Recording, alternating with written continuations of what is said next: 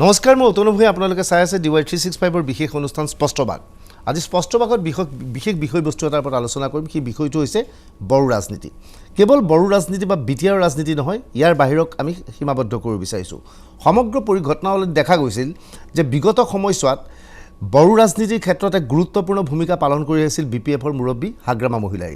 কংগ্ৰেছৰ আমোলতেই কোৱা হওক বিজেপিৰ আমোলতেই কোৱা হওক বড়ো ভোটাৰৰ ক্ষেত্ৰত হাগ্ৰামা মহিলাই এটা টাৰ্ম কাৰ্ড আছিল যেটা দেখা গৈছিল কংগ্ৰেছ চৰকাৰৰ আমোলত বিটিএডি বা বিটিআৰৰ ভোটৰ ক্ষেত্ৰত হাগ্ৰামা মহিলাই গুৰুত্বপূৰ্ণ ভূমিকা পালন কৰাৰ লগে লগে অন্যান্য সমষ্টি যেনে জুনাইৰ পৰা আৰম্ভ কৰি কাৰ্বি আংলং গোলাঘাট গহপুৰ শোণিতপুৰ আদি বিভিন্ন সমষ্টিত থকা বড়ো ভোটাৰক তেওঁ সমৰ্থন কৰা দলৰ সপক্ষে ভোটদান কৰিবলৈ আহ্বান জনাই আছিল আৰু এই ক্ষেত্ৰত তেওঁ যথেষ্ট সফলতা হৈছিল যাৰ বাবে বিগত সময়ছোৱাত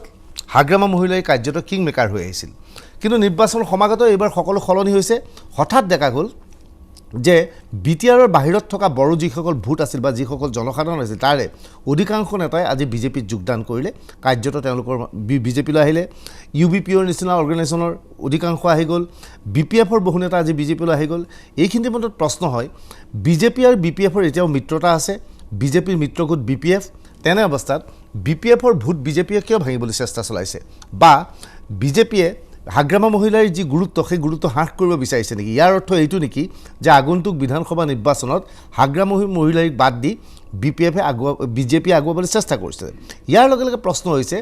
বিজেপি ক্ৰমত এনে এটা দললৈ পৰিণত হৈছে নেকি যে যাক প্ৰয়োজন তেতিয়া ব্যৱহাৰ কৰা হয় প্ৰয়োজন শেষ হ'ল তেওঁলোকক পেলাই দিয়া হয় অৰ্থাৎ ব্যৱহাৰ কৰক আৰু দলিয়াই পেলাওক আমাৰ মাজত থকা ভেদভাৱ শান্তিয়ালি এই সকলোবিলাক আমি আঁতৰ পৰা আজি এটা সুবৰ্ণ সুযোগ লাভ কৰিছোঁ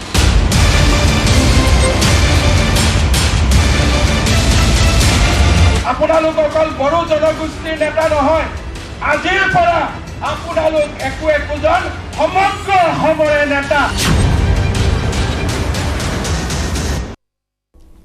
স্বাভাৱিকতে প্ৰশ্ন হৈছে যে বিজেপিৰ নীতি এইটো হৈছে নেকি ব্যৱহাৰ কৰক আৰু দলিয়াই পেলাওক আমি মূলতঃ হাগ্ৰামা মহিলাৰ প্ৰসংগ উত্থাপন কৰিব বিচাৰিছোঁ এই সমগ্ৰ বিষয়বস্তুৰ লগত আলোচনা কৰিবলৈ ষ্টুডিঅ'ত কেইবাজনো অতিথি উপস্থিত আছে বিজেপিৰ হৈ আমাৰ লগত আছে জয়ন্ত মল্ল বৰুৱা আমাৰ লগত কংগ্ৰেছৰ হৈ আছে কমল মেধি আমাৰ লগত আজি বিজেপিত চামিল হোৱা ইউবিপিৰ নেতা জেনেৰেল ছেক্ৰেটাৰী অনিল বসুমতাৰী ডাঙৰীয়া উপস্থিত আছে আৰু বিশিষ্ট বুদ্ধিজীৱী তথা সাংবাদিক হাইদৰ হুছেইন ডাঙৰীয়া উপস্থিত আছে আমি সকলোকে এই অনুষ্ঠানলৈ ধন্যবাদ স্বাগতম জনালোঁ এতিয়া প্ৰশ্ন হ'ল মই প্ৰথমে অনিল বসুমতাৰীৰ কাষলৈ যাব বিচাৰিছোঁ যে আজি আপোনাৰ দল বিজেপিলৈ গুচি আহিলে আৰু বিগত সময়ছোৱাত আপোনালোকৰ যি ভোট কাৰ্বি আংলঙৰ ভোটাৰৰ কথা কোৱা হওক বা বিটিআৰৰ বাহিৰত যিখিনি বড়ো ভোট আছিল সেই বড়ো ভোটৰ ক্ষেত্ৰত হাগ্ৰামা মহিলাই নিৰ্ণায়ক ভূমিকা পালন কৰি আহিছিল সৌসিদিনা আজি দুসপ্তাহৰ পূৰ্বে মই কোকৰাঝাৰত হাগ্ৰামা মহিলাৰ লগত যেতিয়া ইণ্টাৰভিউ লৈছিল তেতিয়াও কৈছিল যে সেই ভোটখিনি এতিয়াও হাগ্ৰামা মহিলাৰ লগত আছে আৰু এই মানুহখিনি হাগ্ৰামা মহিলাই মানে কি পৰিৱেশ পৰিস্থিতিত আপোনালোকে বড়ো জনগোষ্ঠী এটা বড়ো অৰ্গেনাইজেশ্যন আছিল বিপিএফৰ লগত আপোনালোকৰ ভাল সম্পৰ্ক আছিল এতিয়া কিয় বিজেপিত যোগদান কৰিবলগীয়া পৰিৱেশৰ সৃষ্টি হ'ল বসুমতাৰী ডাঙৰীয়া এটা কথাই স্পষ্ট আমি আজিৰ তাৰিখত যি বিপিএফত 700কৈ বেছি অধিক আমাৰ কৰ্মকৰ্তা আমাৰ বিষয়ববীয়া সংযুক্ত বড়ো গণমঞ্চৰ বিষয়ববীয়া আমি প্ৰেচিডেণ্ট মিনিষ্টাৰ বসুমতাৰীৰ নেতৃত্বত আমি আজি অংশগ্ৰহণ কৰিলোঁ এটাই আমি যোৱা 2014 চনৰ 18 জুলাইত গঠন কৰাৰ পিছত আমি বিশেষকৈ যেতিয়া 16 চনৰ নিৰ্বাচন আহি মানে হ'বগৈ নটিফিকেশ্যন হ'বগৈ তেতিয়া আমি এটা আলোচনাত বহিছিলোঁ আলোচনাটো ইটোৱে আছিলে আমাৰ যে দিছপুৰত এটা নতুন চৰকাৰ লৈ অনাৰ সিদ্ধান্তটো বিজেপিৰ দলৰ নেতৃবৃন্দে কৈছিলে হাগ্ৰামা মহিলাৰ বিশ্বজিৎ মেৰে তেখেতসকলে কৈছিলে আমি একেলগে কাম কৰাৰ পোষকতা কৰিছিলোঁ আৰু মোৰ ভালদৰে মনত আছে 27 ফেব্ৰুৱাৰী আমি প্ৰথমতে এতিয়াৰ মাননীয় নেদাৰ মানে আহ্বায়ক আমাৰ চৰকাৰৰ মানে জ্যেষ্ঠ মন্ত্ৰী মাননীয় ডক্টৰ হিমন্ত বিশ্ব শৰ্মা ডাঙৰীয়াৰ আহ্বানত আমি গুৱাহাটীৰ এবাৰ প্ৰথমে আলোচনাত বহিলোঁ এইটো হৈছে 27 ফেব্ৰুৱাৰী ৰেডিশ্যন ব্লু হোটেল নেক্সট আমি আলোচনা কৰিছিলোঁ নটিফিকেশ্যন হৈছে 4 মাৰ্চত আমি 5 নং ৰাতিপুৱাই 5-6 বজাত আমি ডক্টৰ হিমন্ত বিশ্ব শৰ্মাই মাটি পথৰ আমি আলোচনা কৰিছিলোঁ তাৰপিছত আমি কৈছিলোঁ যে নেশ্যনেল বিজেপি দলৰ কোনোবা থকাটো ভাল তেতিয়া 13 মাৰ্চত নেশ্যনেল জেনেৰেল ছেক্ৰেটাৰী বিজেপিৰ ৰাম মাধৱজী আছিল আমি বিমানতাত আলোচনাত আমি সিদ্ধান্ত ঠিক কৰি লৈছিলোঁ যে দিছপুৰত এটা ফেভাৰেবল চৰকাৰ লৈ আনিব লাগে যাতে BTCৰ বাহিৰত থকা 10 লক্ষতকৈ বেছি জনগণৰ কাৰণে বড়ো ৰাজ্যৰ কাৰণে ঠিক আছে মই মাজতে আপোনাক ডিষ্টাৰ্ব দিছোঁ সেই ভোটাৰখিনি আপোনালোকৰ সেই ভোটাৰখিনি ইমান দিনে হাগ্ৰামা মহিলাই নিয়ন্ত্ৰণ কৰি আছিল নেকি না এইটো সঁচা কথা আপুনি কোৱাটো তেখেতৰ আহ্বানত তেখেতৰ অনুৰোধত আমি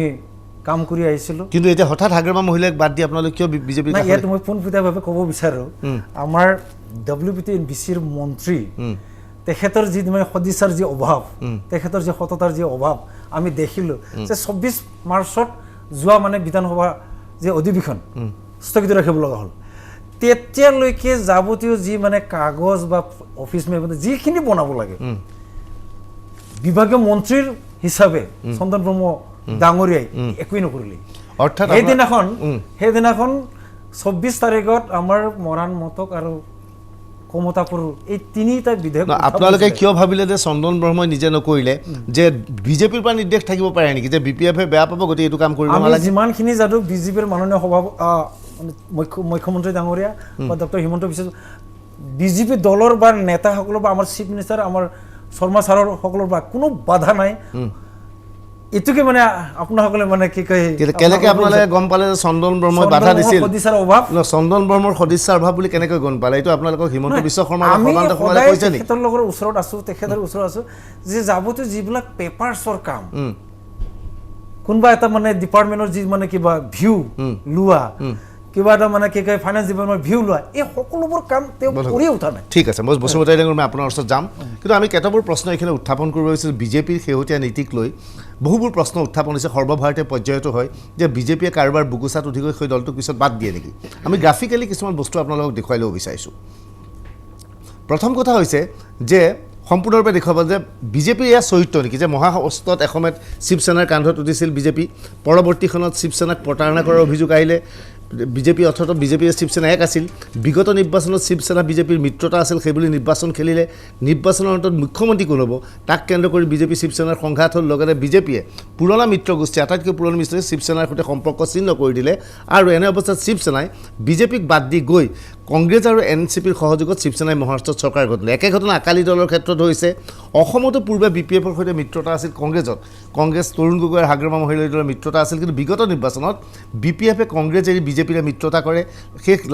শেহতীয়া ইলেকশ্যন কিন্তু হঠাৎ BPFৰ সম্পৰ্ক ছিন্ন কৰিব ওলাইছে কাৰ্যত বিজেপিয়ে কাৰণে BPFৰ ভোট বেংকত তেওঁলোকে আঘাত আনিছে অতীতত ৰাজনাথ সিং সভাপতি হৈ থাকোঁতে অগপৰে মিত্ৰতা হৈছিল সেই সময়ত অগপক বিজেপিয়ে বিগ ব্ৰাদাৰ বুলি কৈছিল কিন্তু চন্দ্ৰমোহন পাটোৱাৰী অগপৰ সভাপতি আছিল কিন্তু এটা বিগ ব্ৰাদাৰ ৰূপত বিজেপি অগপক গুৰুত্ব দিয়া নোহোৱা হ'ল অৰ্থাৎ কাৰ্যত এনেধৰণৰ ঘটনা সংঘটিত হৈ উঠিছে নেকি বিজেপি কাৰোবাৰ বুকুচাত উঠি যায় আৰু যেতিয়া তেওঁলোকৰ কাম শেষ হৈ যায় সেই দলটোক বাদ দি দিয়ে জয়ন্ত মল্ল এই ক্ষেত্ৰত আপোনাৰ বক্তব্য কি আপুনি কি দৃষ্টিৰে চাব সেইটো আপোনাৰ কথা আমাৰ কথাটো হ'ল যে আমাৰ দলৰ সকলোকে লৈ আমাৰ দলৰ নেতাৰে কয় যে সবকা সাথ সবকা বিকাশ আৰু সবকা বিশ্বাস আৰু যেতিয়া আমি কাম কৰোঁ তেতিয়া এনেকুৱা কামৰ পদ্ধতিৰ মাজেৰে আমাৰ লগত মানুহবিলাক এনেকুৱা এটা সম্পৰ্কলৈ আহে আৰু এই সম্পৰ্কৰ মাজেৰে বিভিন্নজনে গম পায় যে বিজেপি দলৰ মজিয়াত থাকি হয়তো কামটো কৰাৰ বেছি সুবিধা আছে আজি গোটেই ভাৰতবৰ্ষতে আঞ্চলিক চিন্তাধাৰাৰ যিটো ব্যৱস্থা বা চিন্তাধাৰাৰ ভাৰতবৰ্ষত আজিৰ পৰা বা স্বাধীনতাৰ আগৰ পৰাই আৰম্ভ হৈছিল বা স্বাধীনতাৰ পিছতো বহু সময়ত আঞ্চলিক দলবিলাক হৈছিল সময়ে সময়ে আঞ্চলিক দলবিলাকে নিজৰ অঞ্চলৰ স্বাৰ্থত নিজৰ জাতিটোৰ স্বাৰ্থত বিভিন্ন ৰাষ্ট্ৰীয় দলৰ লগত বুজা পৰাৰ মাজে ৰাষ্ট্ৰীয় দলৰ লগত সমিল মিলৰ মাজেৰে কাম কৰিছে গতিকে এই ধৰণে BPF দলেও কেতিয়াবা কংগ্ৰেছৰ লগত থাকি কংগ্ৰেছৰ চৰকাৰ চলা দিনত কংগ্ৰেছৰ লগত থাকি কাম কৰিছে আমাৰ চৰকাৰ চলি থকা দিনত আমাৰ লগত থাকিও কাম কৰিছে আৰু এইটোও ঠিক যে এই BPF দলৰ লগত UBPO বা সংযুক্ত বড়ো গণমৰ্চায়ো একেলগে থাকি তেওঁলোকে কাম কৰিছিল আৰু তেওঁলোকৰ কিন্তু BTR আজিৰ যিখন BTR সেই BTRৰ ভিতৰত হাগ্ৰামা মহিলাৰীৰ নেতৃত্ব চলিছিল আৰু ইয়াতে UBPO বা অন্যান্য সংগঠনখিনিৰ গণমৰ্চাৰ নেতৃত্বত চলিছিল কিন্তু দুইটাই একে বড়ো জনগোষ্ঠী হিচাপে কাম কৰিছিল আৰু এই বড়ো জনগোষ্ঠী হিচাপে কাম কৰোঁতে যেতিয়া শেহতীয়াভাৱে BTR চুক্তিখন কৰা হ'ল তাত UBPO আছিলে তাত হাগ্ৰামা মহিলাৰীও আছিল বা অন্যান্য সহস্ৰ সংগ্ৰামীসকলো আছিলে সকলোৱে মিলি এখন চুক্তি স্বাক্ষৰ কৰিলে সেই চুক্তিখনত স্পষ্ট ভাষাৰে কোৱা হ'ল যে বিটিআৰৰ বাহিৰত থকা বড়ো জনগোষ্ঠীসকলক লৈ এখন Bodo Kachari welfare autonomous council গঠন কৰা হ'ব আৰু সেইটো বিটিআৰ চুক্তিৰ দফা সেই অট'নমাছ কাউন্সিলখন গঠন কৰাটো আমাৰ সকলোৰে দায়িত্ব কিন্তু এই অট'নমাছ কাউন্সিলখন গঠন কৰাৰ ক্ষেত্ৰত BPF দলৰ অকমান ৰিজাৰ্ভেশ্যন আছিল এওঁলোকৰ লগত মানে তেওঁলোকে বিচৰা নাছিল যে আৰু এখন বড়োৰ অট'নমাছ কাউন্সিল বাহিৰত হওক এই ধৰণৰ ৰিজাৰ্ভেশ্যন লৈ তেওঁলোকৰ মাজত এটা সংঘাত বা তেওঁলোকৰ এটা মাজত এটা সংঘাতৰ সৃষ্টি হৈছিল আৰু এই সংঘাতটো যিয়ে নহওক হাগ্ৰামা মহিলাইও চহী কৰিছে আৰু আমিও চহী কৰিছো আমাৰ দায়িত্ব যে এই চুক্তিখন মানিবলৈ পাৰে এই মতে আমি অট'নমাছ কাউন্সিল আৰু এই অট'নমাছ কাউন্সিলখন দিয়াক লৈ তেওঁলোকৰ সংঘাতৰ পিছত তেখেতসকলে নিজে চিন্তা কৰিলে যে হয় আমি এটা ৰাষ্ট্ৰীয় দলত যদি আমি সকলোৱে মিলি থাকো একেলগে কাম কৰো এক সমন্বয়ৰ বাৰ্তা দি যদি আমি সকলোৱে একেলগে কাম কৰো তেতিয়াহ'লে তেওঁলোকে বড়ো জনগোষ্ঠীসকলৰ বা সেই অঞ্চলত থকা বড়ো লোক কাৰণ BTADৰ বিভিন্ন জনগোষ্ঠীৰ লগত একেলগে সমন্বয়ৰে বাস কৰিব লাগে ঠিক আছে মই কোনো কাকো গ্ৰাস কৰা নাই কোনো কাকো ধ্বংস কৰা নাই এই ধৰণৰ ব্যাখ্যাটো ভুল ব্যাখ্যা হ'ব ঠিক আছে কমল মেধি ডাঙৰীয়া যে গ্ৰাস কৰা নাই বুলি আমি ভাবিলোহেঁতেন আজি ভাল লাগিলহেঁতেন এই অনুষ্ঠানত যদি কাষত হাগ্ৰামা মহিলাই থিয় হৈ থাকিলেহেঁতেন ভাল লাগিলেহেঁতেন যদি হাগ্ৰামা মহিলাই ৰাজপথত ওলাই আন্দোলন কৰিবলগীয়া নহ'লহেঁতেন BTC নিৰ্বাচনৰ বাবে যিটো সময়ত হাগ্ৰামা মহিলাই নিৰ্বাচনৰ বাবে ঘনে ঘনে আন্দোলনৰ কাৰ্যসূচী লৈছে যিটো সময়ত হাগ্ৰামা মহিলাৰে হিমন্ত বিশ্ব শৰ্মাই এপইণ্টমেণ্ট বিচাৰি ঘনে ঘনে বিচাৰিছে মুখ্যমন্ত্ৰীক এপইণ্টমেণ্ট বিচাৰি পোৱা নাই সেইটো সময়তেই হাগ্ৰামা মহিলাৰ ঘনিষ্ঠ সম্পৰ্ক থকা এইসকল লোক বিজেপিত যোগদান কৰিলে এওঁলোকৰ কোনো যোগদান কৰিছে তাত ক'বলগীয়া একো নাই সেইটো বিজেপিৰ ৰাজনৈতিক কৌশল আছিল নেকি যে জনজাতিক সংগঠনসমূহৰ মাজত এটা ভেদাভেদৰ সৃষ্টি কৰিব বিচাৰিছে নেকি সংযুক্ত বড়ো গণমৰ্চাই তেওঁলোকে দীৰ্ঘদিন ধৰি সংগ্ৰাম কৰিছে সংগ্ৰাম কৰি তেওঁলোকে এটা স্বশাসনৰ সুবিধা পাইছে অধিকাৰ পোৱাৰ এটা ব্যৱস্থা হৈছে এই গোটেই ব্যৱস্থাটোক আমি আদৰণি জনাইছোঁ অসমৰ প্ৰতিটো জাতি জনগোষ্ঠীয়ে বিশেষকৈ অসমৰ আমাৰ যিসকল প্ৰাচীন জনজাতি জনগোষ্ঠী আছে সকলোৱে অধিকাৰ পাব লাগে তাত আমাৰ কোনো দ্বিমত নাই আৰু আমাৰ বসুমতাৰী ডাঙৰীয়া আছে তেওঁলোকক সংযুক্ত বড়ো গণমৰ্চাক আমি তেওঁলোকক অভিনন্দন জনাইছোঁ যে তেওঁলোকে নতুন ধৰণৰ BTRৰ বাহিৰৰ বড়োসকলে এতিয়া নতুন ধৰণে এটা আৰু স্বশাসনৰ ব্যৱস্থা পাব ইয়াত ক'ব লগা একো নাই আমি আদৰণি জনাইছোঁ কিন্তু আপুনি যিটো কথা কৈ আছে এই গোটেই প্ৰক্ৰিয়াটোত এখেতসকলৰ ঠিকে আছে এখেতসকলে নিজৰ মতে কাম কৰিছে দীৰ্ঘদিন সংগ্ৰাম কৰিছে এটা স্বশাসনৰ ব্যৱস্থা পাইছে এইখিনিলৈকে ঠিকে আছিলে কিন্তু গোটেই ব্যৱস্থাটোত এইখিনি কাৰ্যকৰী কৰিবলৈ যাওঁতে BTR চুক্তিৰ এটা দফা কাৰ্যকৰী কৰিবলৈ যাওঁতে BTCৰ বাহিৰৰ বড়ো আৰু BTCৰ ৰাজনীতি এই দুটা সম্পূৰ্ণৰূপে আগতে এটা সম্পৃক্ত হৈ আছিল আমি সকলোৱে জানো এতিয়া এটা বিভাজনৰ ৰাজনীতি কৰি নতুন ধৰণে বিজেপিয়ে ইয়াত সুযোগ লোৱাৰ এটা ব্যৱস্থা কৰিছে আৰু বসুমতাৰী ডাঙৰীয়াৰ মুখৰ পৰা এটা কথা আমি গম পালোঁ যে গোটেই কথাটোৰ মূল আগভাগ লৈছে মন্ত্ৰী হিমন্ত বিশ্ব শৰ্মা ডাঙৰীয়াই গতিকে ইমান দিনে অৰ্থাৎ আজিলৈকে ইমান দিনে নহয় আজিলৈকে BPF অফিচিয়েলি আজিলৈকে কিন্তু তেওঁলোকৰ মিত্ৰ দল তেওঁলোকৰ মন্ত্ৰী আছে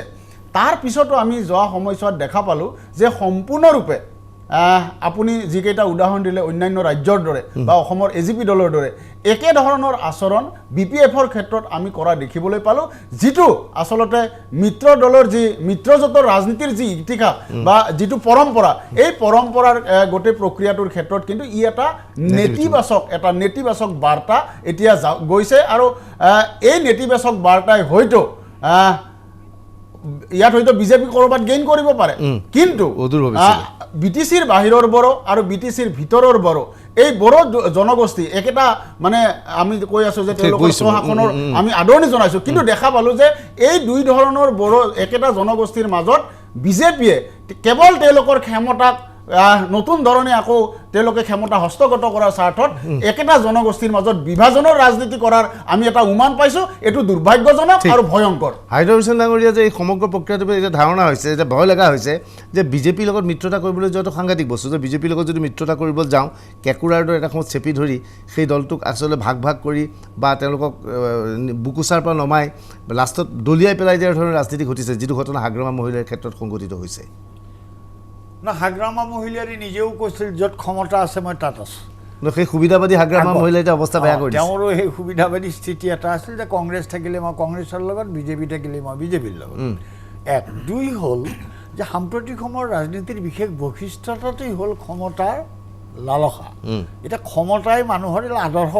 এইবিলাক মিছা কথা এইবিলাক শ্লোগান এটা কাৰো নাই এখেতসকলে যিটো আপোনাৰ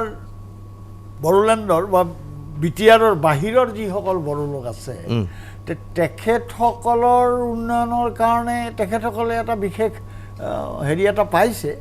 সেইটো প্ৰশংসনীয়। কিন্তু অইনহাতে আপোনাৰ আমাৰ সামগ্ৰিকভাৱে জাতি গঠনৰ যিটো প্ৰক্ৰিয়া, এতিয়া ধৰক এতিয়া এখেতৰ সমষ্টিত ছত্ৰা বুলি এখন গাঁও আছে। এতিয়া মই এদিন ছত্ৰাত আপোনাৰ দেখিলোঁ তেখেতসকলে হেৰি পাতিছে, ছত্ৰাৰ 100% ল'ৰা ছোৱালী ঘগ্ৰাপাৰ হাইস্কুলত পঢ়ে, চবেই অসমীয়া মিডিয়ামত পঢ়ে। কিন্তু তাতো আপোনাৰ বড়ো সাহিত্য সভাৰ অধিৱেশন হ'ল এবাৰ যন্ত্ৰমল্ল চাগে এখেতৰ শাসনকালতে। দেখা যায় যে তাত ছ'চিয়েল কালচাৰেল এছিমিলেশ্যনটো এনেকুৱা, আপোনাৰ সমষ্টিতে নিমুৱাত আছে, খক্তাত আছে কেইঘৰমান, 10 ঘৰ মানুহ আছে, গতিকে সাংঘাতিক ধৰণৰ এটা হৈছিল। এতিয়া স্বায়ত্ত এই বিশেষ ক্ষমতাৰ অধীনত তেখেতসকল আহি যোৱাৰ লগে লগে আপোনাৰ হেৰিয়ে কৈছে, মেধিয়ে, যে BTADৰ ভিতৰৰ বড়ো আৰু ইয়াৰ বড়োৰ মাজত আপোনাৰ আগে হাগ্ৰমাৰ নেতৃত্বত আছিল, কিন্তু ক্ষমতাটো এখেতসকলে পাইছে, অনগ্ৰহৰতা দূৰ কৰাৰ সুবিধা এটা পাব, সাহস এটা পাব, তেওঁলোকে ক্ষমতা পাইছে, ভাল কথা। প্ৰশাসনৰ অংশীদাৰ হ'ব।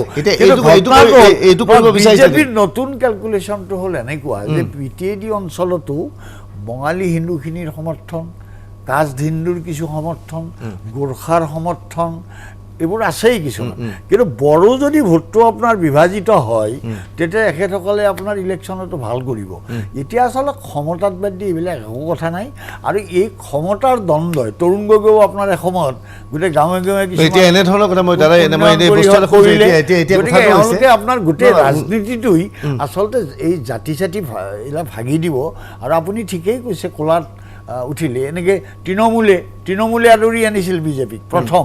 এতিয়া তৃণমূলকে আপোনাৰ বান্ধি আৰম্ভ কৰিছে। প্ৰথম 2জন MP আপোনাৰ মমতাই বিজেপিৰ লগত আণ্ডাৰষ্টেণ্ড নহ'লে। এতিয়া মই এটা কথা চিধা কথা চিধা ক'ব বিচাৰিছোঁ যে এই সমগ্ৰ বিষয়বস্তু এটা এনে ইংগিত দিছে নেকি যে বিজেপিৰ লগত এতিয়া কোনোবা যদি যায়, এতিয়া গণশক্তি কৈছিল, তাৰে ৰণোজ পেগুক বিজেপিত যোগদান কৰাই দিলে, অৰ্থাৎ ৰণোজ পেগুৰ নিজস্ব অস্তিত্ব আছে, তেওঁক বিজেপিলৈ লৈ যোৱা হ'ল। বিজেপিয়ে মিত্ৰতাৰ যি ধৰ্ম, সেই ধৰ্ম নামানি যে মিত্ৰগোষ্ঠীক পাৰিলে গ্ৰাস কৰিব বিচাৰে, এনে প্ৰক্ৰিয়া চলিছে নেকি? এইটো ইংগিত দিছে। এইটো হয়েই আপোনাৰ, এইটো হয়েই। বিজেপিৰ সাম্প্ৰতিক সময়ত বিজেপিৰ দৰ্শনটোই সেইটো যে শত্ৰুপক্ষক দুৰ্বল কৰা, আৰু কিন্তু তাত স্বতন্ত্ৰ সবকা সাথ সবকা বিকাশ, সবকা সাথ সবকা বিকাশটো আপুনি দেখিছেই। কাৰো লগত কাৰো মিল নাই, কাৰো বিকাশৰ কথাটো আপোনাৰ নিজৰ বিকাশৰ বাদ দি তেখেতে অভিযোগ আনিছে চন্দন ব্ৰহ্ম। এতিয়া চন্দন ব্ৰহ্মটো এটা আপোনাৰ গোটেই সাম্ৰাজ্যখনে চন্দন ব্ৰহ্মৰ, গতিকে চন্দন ব্ৰহ্মৰ আৰু WPTCটো তেখেতসকলৰ আচলতে সেইটো লুটৰ এজেণ্ট। WPTCত আকৌ কম নহয়, ভৰত নহত থাকোঁতেও সেই হৈছে আপোনাৰ 1000 টকীয়া বেঞ্চি আপোনাৰ 1800 কিনছে, 1000 টকা SIDCৰ, তেওঁ আপোনাৰ মাৰ্কেটিং কৰ্পোৰেশ্যন বা ঠিক আছে, সেইটো লুটৰে কাৰবাৰ। এতিয়া মই দাদা যাম, অনিল বসুমতাৰীৰ যাব বিচাৰিছোঁ যে আগন্তুক বিধানসভা নিৰ্বাচনত কেনে প্ৰভাৱ পেলাব, যিহেতু স্বাভাৱিকতে এইবাৰ আগন্তুক বিধানসভা নিৰ্বাচনত বিজেপিৰ হাগ্ৰামা মহিলাৰ অন্যতম অস্ত্ৰ আছিল যে বিভিন্ন সমষ্টিত থকা বড়ো ভোটখিনি তেওঁ যিটো দলৰ লগত সমৰ্থনো থাকে সেই দলৰ সমৰ্থনত দিব পাৰিছে। এতিয়া যিটো মতিগতি দেখিছোঁ যে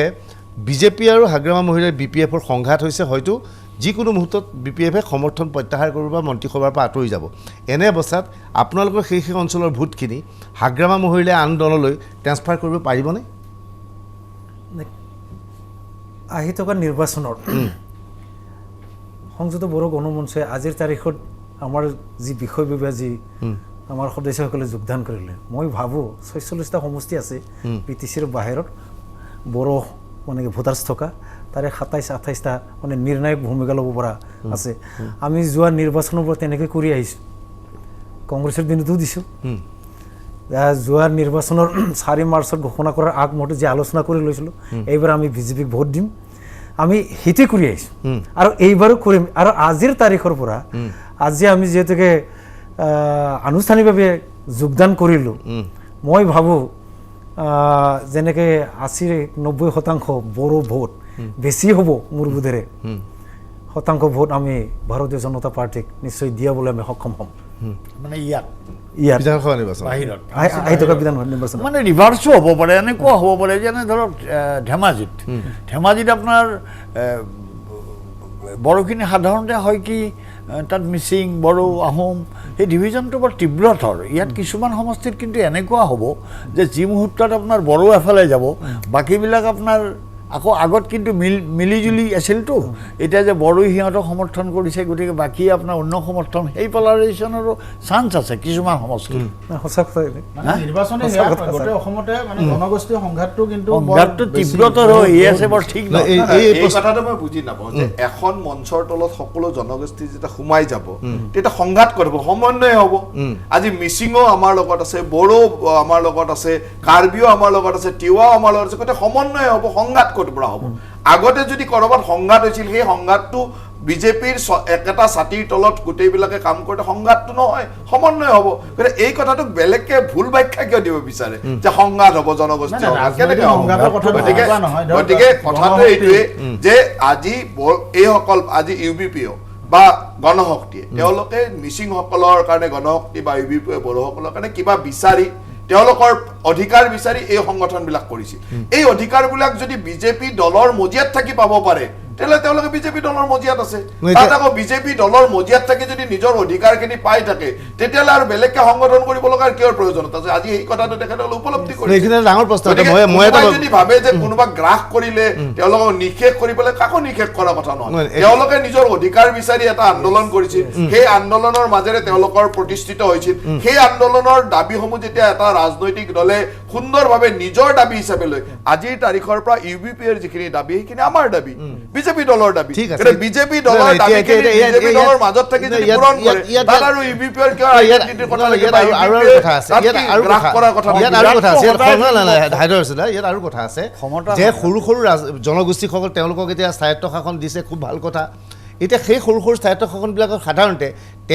তেওঁলোকৰ নিজক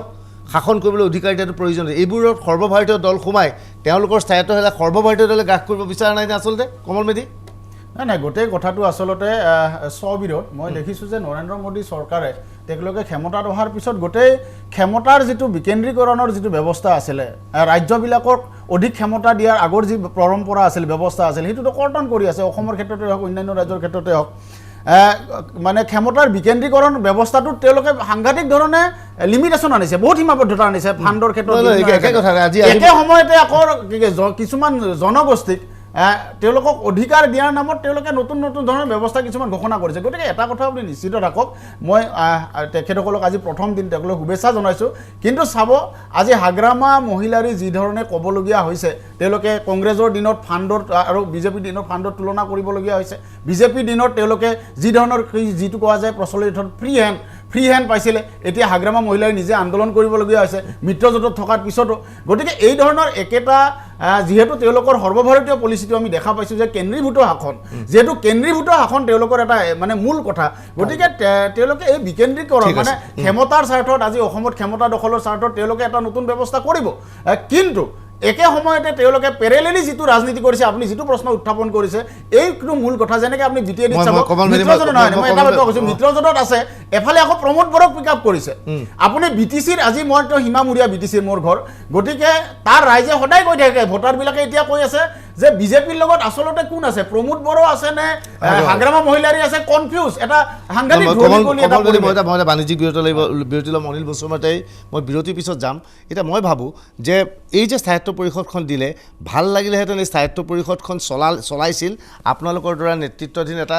বড়ো এটা আঞ্চলিক দলে য'ত নিজস্ব স্বকীয়তা থাকিলেহেঁতেন এতিয়া এই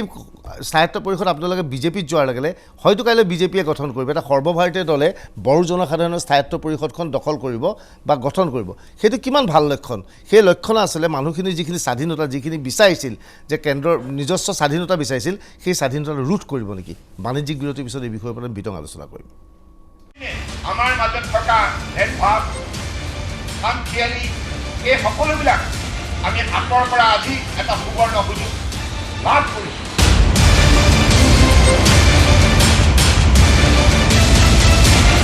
আপোনালোক অকল বড়ো জনগোষ্ঠীৰ নেতা নহয় আজিৰ পৰা আপোনালোক একোজন সমগ্ৰ অসমৰে নেতা আমি আলোচনা কৰি আছোঁ যে হাগ্ৰামা মহিলাৰ এতিয়া বিজেপিয়ে ব্যৱহাৰ কৰি দলিয়াই পেলাই দিছে যে হাগ্ৰামা মহিলাৰ কোনো গুৰুত্ব নাই হাগ্ৰামা মহিলাৰ যি ভোট বেংক আছিল সেই ভোট বেংকত বিশেষকৈ UBPS চলাই আছিল তেওঁলোকক এতিয়া বিজেপি যোগদান কৰে অনিল বসুমতাৰী ডাঙৰীয়া যে আপোনালোক বিজেপিলৈ গুচি আহিলে আপোনালোকক স্থায়িত্ব পৰিষদ দিয়াৰ লগে লগে গুচি আহিলে তাতকৈ আপোনাৰ জনসাধাৰণে বড়ো জনসাধাৰণে এইটো ভাল পালেহেঁতেন নেকি আপোনালোকৰ নেতৃত্বত স্থায়িত্ব পৰিষদ গঠন হৈছে বিজেপি নহয় এটা আঞ্চলিক শক্তি এটা বড়ো জনগোষ্ঠীৰ শক্তিৰ দ্বাৰা স্থায়িত্ব পৰিষদ গঠন হৈছে তেতিয়া বড়ো জনসাধাৰণে অধিকাৰ বেছিকৈ পূৰণ কৰিব পাৰিলেহেঁতেন নেকি বিজেপিৰ লগত থকাতকৈ আপোনালোকে যেতিয়া অকলে কৰিলেহেঁতেন সেই আপোনাৰ যি প্ৰশ্ন একেবাৰে সঠিক জুলাই 31 তাৰিখে ধৰি লওক কথাটো এনেকুৱা চন্দন ব্ৰহ্ম ডাঙৰীয়াই যেনেকৈ অপোজ কৰিলে মানে ইমানেই ডাঙৰ মানে এটা ভুল কৰিলে বুলি আমি ভাবোঁ যে কি কয় ফুটবল গেম চলি আছে কিবা এটা গেম এই গ'ল দিয়া যিটো নেকি বক্স তাত গৈ আমাৰ চন্দন ব্ৰহ্ম ডাঙৰীয়াই বিৰাট ডাঙৰ এটা ফাউল কৰিলে কি কৰিলে ফাউল কৰাৰ কাৰণে পেনাল্টি হৈ গ'ল গ'ল খালে এই মানে কি কয় চন্দন ব্ৰহ্ম ডাঙৰীয়াৰ যি মানে ভূমিকা যাৰ কাৰণে আমি তেতিয়াই কৈ লৈছিলোঁ যে বড়োসকলে একেলগে থাকক দে ইয়াত তাত গৈ BTCৰ বাহিৰত BPF দলকো লৈ যাব পাৰে নেকি বা নহ'লে এনেকৈ ৰাষ্ট্ৰীয় দলবোৰৰ লগত একেলগে গৈ কিনে একেলগে কাম কৰি কিনে আপুনি কোৱাৰ দৰে আপুনি যিটো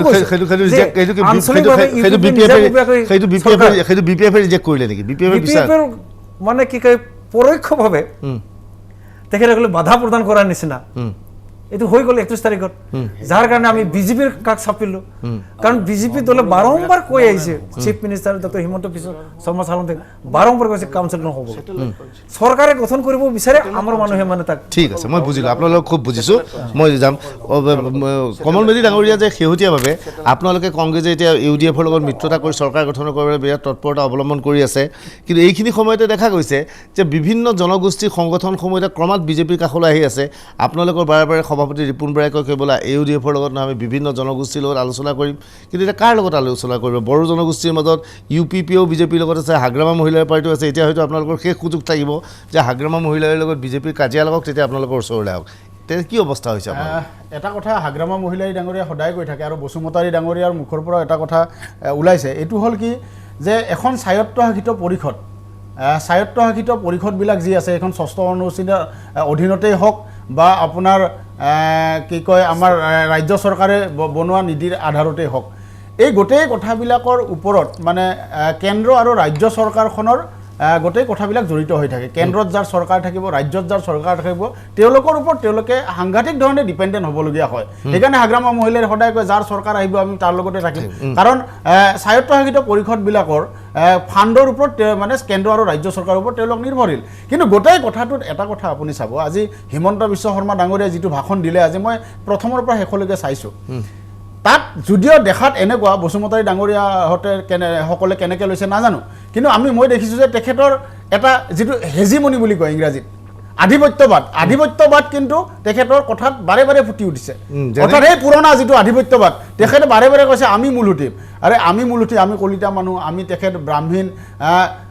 আমি মূল সুঁতি বুলি কোৱা কথাটোৰ পৰাইতো আজি বিভিন্ন আমাৰ জনজাতিসকল আমাৰ পৰা আঁতৰি গ'ল আজি কিন্তু বাৰে বাৰে তেওঁ কৈছে আমি মূল দৰে একে আমি মূল সুঁতিৰ দৰে একে তাৰমানে যিটো কৈ থাকে বৰ ককাই সুলভ আচৰণ আমি ভাই কৈছে বড়ো ভাইসকল এই একে ধৰণৰ আচৰণ অথচ মূল সুঁতি বুলি কেলেকে আমাৰ জনজাতিসকল অসমৰ আমাৰ প্ৰাচীন অধিবাসী মূল সুঁতি বুলি ক'লে তেওঁলোকৰ লগত আমিও আহিছোঁ আমি কিছু কেইবছৰ দেৰিকৈ আহিছোঁ গতিকে আমি সকলোৱে মূল সুঁতি কিন্তু আমি নেতাৰ দৰে আজিৰ পৰা হৈ গ'ল আধিপত্যবাদী চিন্তাৰ কাৰণে আজি বিভিন্ন জনজাতি আঁতৰি গৈছে আৰু একেটা সুৰ আজি কিন্তু হিমন্ত বিশ্বৰ ইমান বছৰৰ পিছত আকৌ হিমন্ত বিশ্ব শৰ্মাৰ কণ্ঠত ইয়াৰ পৰাই বুজি পোৱা যায় যে এই গোটেই কথাবিলাকৰ কেৱল ৰাজনীতি কৰিবৰ কাৰণে এটা কমল মেধি ডাঙৰীয়াই যিটো কথা কৈছে হিমন্ত বিশ্ব শৰ্মাৰ বক্তব্য আপুনি দেখুৱাই আছে যে আপোনালোক আজিৰ পৰা বড়ো জনগোষ্ঠীৰ নেতা নহয় সমগ্ৰ অসমৰ নেতা তাৰমানে বড়োসকলক অসমৰ নেতা বুলি ক'ব গৈছে গতিকে তেওঁলোকে এই কথাটো বিশ্বাস এই কথাটো উল্টাকৈ ভাবিব লাগে যে আমি বড়োসকল আজি অসমৰ নেতা অকল বড়ো জনগোষ্ঠী বা এটা সৰু অঞ্চলৰ নেতা নহয় এই কথাটো আৰু আপোনালোকে যে কয় ৰাষ্ট্ৰীয় দলৰ মই কৈছোঁ মই ৰাষ্ট্ৰীয় দলৰ লগত আহি যেতিয়া এটা চৰকাৰ বা স্বায়ত্তশাসিত পৰিষদ এখন গঠন কৰিব, তনু ভূঞা ডাঙৰীয়া কৈছে যে বড়োসকলে নিজে এটা দলত গঠন কৰিলে, তাত যদি গঠন কৰোঁতে তাততো কোনো বাহিৰৰ পৰা গৈ পেলাই মানুহ এটা নহয়, তাৰে বড়োসকলৰ ভিতৰতে হ'ব, সেই বড়োসকলে নেতৃত্ব দিব। তেতিয়া তেওঁলোকৰ হাইকমাণ্ড বড়ো নেতা এজন হ'ল, কিন্তু এতিয়া তেওঁলোকৰ হাইকমাণ্ড আমাৰ দলটোত আপোনালোকৰ ভুল এইটোৱে যে আমাৰ দলটোত কংগ্ৰেছ দলৰ দৰে হাইকমাণ্ড নাথাকে। আমাৰ দলটোত নিৰ্ণায়ক কৰিব পৰা কাৰণে বড়োসকলৰো নিৰ্ণায়ক ভূমিকা থাকিব। বড়োসকলে আমাৰ মঞ্চত আহি কথা ক'ব, সেই নেতাসকলে আমাৰ মঞ্চত, ৰাজ্যিক মঞ্চত, ৰাষ্ট্ৰীয় মঞ্চত কথা ক'ব। গতিকে তেওঁলোকৰ কাৰণে ভালহে এটা ৰাষ্ট্ৰীয় দলৰ মজিয়াত থাকি তাত থকাটো। গতিকে তাততো বোলে তাত পৰা ইউ পি বিহাৰৰ পৰা এটা নেতা আনিতো তাত বড়ো নেতা বনাই নিদিয়ে। গতিকে এই যে কথাটো যে বড়োসকলে তাতে বড়োসকলৰ মাজৰ পৰাই তাত নেতা হ'ব, স্বায়ত্তশাসন পৰিষদ হ'ব, তেওঁলোকে নিৰ্ধাৰণ কৰিব তাৰ মানে উন্নয়নৰ ধাৰা বা উন্নয়নৰ দিশ। গতিকে এই কথাবিলাক তেওঁলোকক চলিব দি আপোনালোকে সহায় নকৰিলে কিয়? তেওঁলোকক চলিব নিদি আপোনালোকে চামিল কৰিলে কিয়? মই তেওঁলোকক নিজে চলিবলৈ দি সহায় নকৰিলে কিয়? আজি অসমত অগপদলেও অসমৰ আঞ্চলিকতাবাদ বা জাতীয়তাবাদক বেয়া পায় বুলি কোনো নকয়, ভাল পায়। কিন্তু তেওঁলোকে চৰকাৰ বনাওঁতে যিবিলাক কঠিন সমস্যাৰ সন্মুখীন হৈছিল, কিছুমান আঞ্চলিক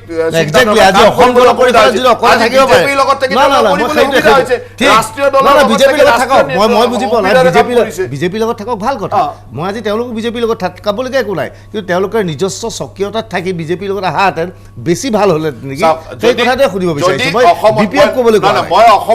অসমত বড়ো, ৰাভা, মিচিং, কছাৰী, অসমীয়া, মূলসুঁতি অমুক তমুক কৰি ভাগ ভাগ হৈ থকাতকৈ গোটেইবিলাক যদি অসমীয়া বুলি এটা ছাতিৰ তলত থাকো বেছিয়ে ভাল, যুদ্ধ কৰিব লগাই নাই। আজি ৰাভাই যদি ৰাভাৰ কথা কয়, বড়োই বড়োৰ কথা কয়, নিজৰ নিজৰ আঞ্চলিকতা বাজৰ মাজত নিজৰ সংঘাতৰ ক'ৰবাত সৃষ্টি কৰে। আৰু যদি আমি এটা ছাতিৰ তলত থাকি সকলোৱে এক অসমীয়া এক জাতি বনাবলৈ অসুবিধা অংশগ্ৰহণ কৰা মানে আমি অসমীয়া বুলি চবেই এটা আমিও বিচাৰো সেইটো, সেইটোতো নহয়।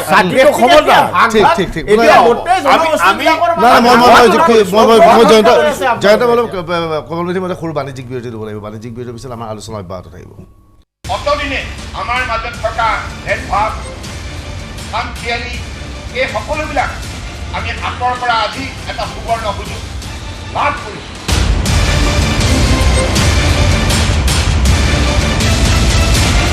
আপোনালোক অকল বড়ো জনগোষ্ঠীৰ নেতা নহয়, আজিৰ পৰা আপোনালোক একোজন সমগ্ৰ অসমৰে নেতা। এই মুহূৰ্তত প্ৰশ্ন হৈছে, হাগ্ৰামা মহিলাৰ কাৰ্যত পাখি কাটি দিয়া হৈছে নেকি? আৰু আজিৰ তাৰিখত দেখা গৈছিল যে কংগ্ৰেছ আমোলত কথা নাই বতৰা নাই, হাগ্ৰামা মহিলাই হঠাৎ মন্ত্ৰীসভাৰ পৰা পদত্যাগ কৰিছিল বা চৰকাৰৰ প্ৰতি সমৰ্থন প্ৰত্যাহাৰ কৰিছিল। মই হাইদৰ হুছেইন ডাঙৰীয়াৰ পৰা খুজিম যে আজিৰ তাৰিখত আচলতে হাগ্ৰামা মহিলাৰে অতি শীঘ্ৰে BPF-এ যদি নিজৰ স্থিতি আছে তেনেহ'লে চৰকাৰৰ পৰা সমৰ্থন প্ৰত্যাহাৰ কৰাৰ প্ৰয়োজন হৈছে নেকি? প্ৰয়োজনটো হৈছে। আক্ৰমণাত্মক যদি নহয় এই সময়ত আপোনাৰ আক্ৰমণাত্মক হ'ব লাগিব নিজৰ অস্তিত্বৰ প্ৰতি। আৰু চাব আগন্তুক দিনত সেইটোৱে হ'ব। আকৌ বড়ো আইডেণ্টিটিৰ কথা আহিব, স্বাভিমানৰ কথা আহিব। বিজেপিৰ আগ্ৰাসনে তেওঁলোকৰ মাজত নতুন স্বাভিমানৰ এটা আকৌ নতুন আন্দোলন আৰম্ভ কৰিব। কমলমেধি আপুনি একেগৰাকী হিমন্ত বিশ্ব শৰ্মা BPF-ৰ আটাইতকৈ ঘনিষ্ঠ বন্ধু আছিলে। আজি দেখা পাইছোঁ বসুমতাৰীৰ মুখৰ পৰা আমি গম পালোঁ যে গোটেই প্ৰক্ৰিয়াটো তেখেতে আগভাগ লৈছে। আজি অসমৰ ৰাজনীতিত মিত্ৰজোঁটত থকাৰ পিছতো হাগ্ৰামা মহিলাৰী এজন ট্ৰেজিক হিৰোত পৰিণত হৈছে। আশা কৰোঁ একেটা অৱস্থা প্ৰমোদ বড়োৰ নহওক, আমাৰ বসুমতাৰী ডাঙৰীয়াহঁতৰো নহওক, এইটোৱে আমি আশা কৰোঁ। আমি সমিল মিলেৰে অসমীয়া জাতিৰ সমৃদ্ধশালী হোৱাটো। বসুমতাৰী ডাঙৰীয়া আপুনি কি ভাবে? হাগ্ৰামা মহিলাই আজি তাকে চৰকাৰৰ পৰা সমৰ্থন প্ৰত্যাহাৰ কৰা উচিত, যিহেতু আপোনালোকক আজি যি ন্যায় পালে হাগ্ৰামা বা চন্দন মোহনৰ বাবে নহয়, আপোনালোকে বিজেপিৰ বাবে পালে। মই তেনেকৈ প্ৰত্যাহাৰ কৰাটো নিবিচাৰোঁ। থাকক, কিছু সময় আছে, নিজৰে দল নিৰ্বাচন আহক, নিৰ্বাচনত কেনেকৈ অৱতীৰ্ণ হয় পিছৰ কথা। ঠিক আছে, জয়ন্ত বল শেষত কি কয়? চাওক, বিজেপি দলত সকলো জাতি জনগোষ্ঠীক লৈ আমি এক সমন্বয় বাৰ্তা দিয়াৰ চেষ্টা কৰিছিলোঁ। আৰু এই সমন্বয়ৰ বাৰ্তাত বিজেপি দলত আজি BTR-ৰ বাহিৰৰ প্ৰায় 10 লাখতকৈ অধিক বড়ো জনগোষ্ঠীৰ বা বড়ো ভাইসকল আছে। তেখেতসকলৰ মূল নেতাসকল বা যিসকলে ইমান দিন তেওঁলোকৰ নেতৃত্ব দি আছে, সেইসকল আজি বিজেপি দলত আহি সুন্দৰভাৱে আমাৰ দলৰ সক্ৰিয় অৰ্থাৎ ব্যৱহাৰ কৰক আৰু পেলাই দিয়ক, ব্যৱহাৰ কৰক আৰু পেলাই দিয়ক, সেই নীতি নহয়। সেই সক্ৰিয় সদস্যসকলে বিজেপি দলটোক আৰু অধিক শক্তিশালী কৰিব। ব্যৱহাৰ কৰক আৰু পেলাই দিয়ক, সেই নীতি মানে নাই। তেওঁলোকৰ কথাখিনি আমাৰ মাজত এষ্টাব্লিছ কৰিব, তেওঁলোকৰ কামখিনি কৰিবৰ কাৰণে চেষ্টা কৰিব। জয়ন্ত মল্ল, কমল মেধি, হাইদাৰ হুছেইন, অনিল বসুৱে সকলোকে ধন্যবাদ জ্ঞাপন কৰিছোঁ। আমি ভাবোঁ যে এই নীতি হোৱাটো উচিত নহয়, ব্যৱহাৰ কৰক আৰু দলিয়াই পেলাওক। আমি নাজানো আচলতে বিজেপিৰ নীতি কি, পৰৱৰ্তী সময়ত আপোনালোকে দৰ্শকে নিজে ধাৰণা কৰিব স্থিতি কি আছিল। ধন্যবাদ, শুভৰাত্ৰি। কিছু সময়ৰ পিছতে আৰম্ভ কৰিম 24 ঘণ্টা।